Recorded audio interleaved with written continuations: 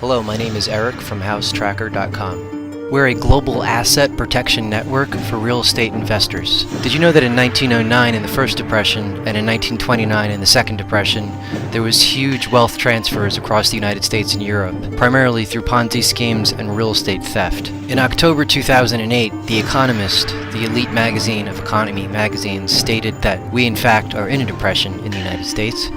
Like 1909 and 1929, you can be sure that in 2009 you're going to hear about this. Consider yourself lucky this time to have found out the following information that we're presenting to you in advance. Today, in 3 easy steps, anyone can steal your property. Step 1, con artists pick a house. It can be a vacation home, rental property, or a house someone is living in right now. Step 2, they create fake IDs and assume the identity of the owner. And then step 3, they simply transfer the deed of the house into their name, and then they own your home. Why didn't you or anyone else hear about this? Here we have 12 news reports from mainstream media newspapers, coincidentally few of which have reported their property theft column reports of critical importance to the American public and the world public at large through any television mainstream media. Conglomerate mainstream media corporations such as these, CBS, NBC, and ABC, have produced these 12 articles in the last 2 years. Out of all the articles that we found in the last 2 years through all of our extensive research, we find it very interesting that only about 1 to 2% of all of the news on all the properties that are being stolen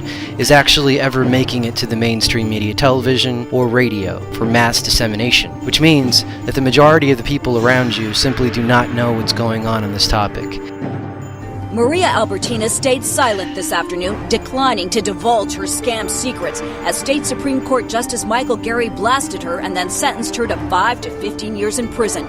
She admittedly ran a multi-million-dollar scheme to literally steal dozens of Brooklyn property. When John Thomas returned to Cleveland to bury his mother, he thought that was the worst of it. Cruel crime. Then he drove by her house and discovered a stranger was living there.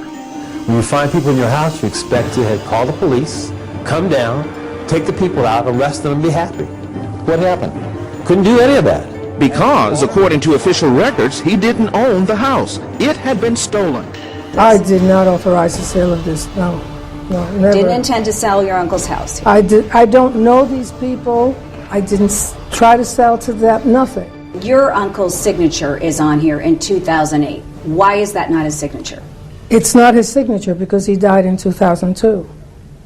So clearly it's forged. Absolutely. Ms. Albertina forged my signature on the deed and basically stole my house. This thing is too big and too lucrative and much too easy to do for her or anybody else who's involved in this thing to stop. Anyone with ill intent could actually fraudulently transfer property without that honest owner even knowing it. How difficult is it to steal a house? No, it's not difficult at all. The FBI calls it equity skimming and says it's a national problem of growing concern.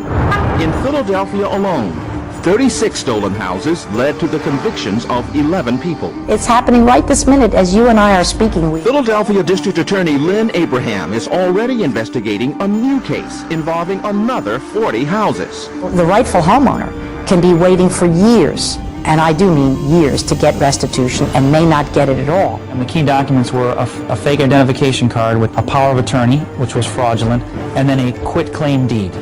That's all. That's it. That's correct. Literally 3 pieces of paper. That's the beauty of this fraud.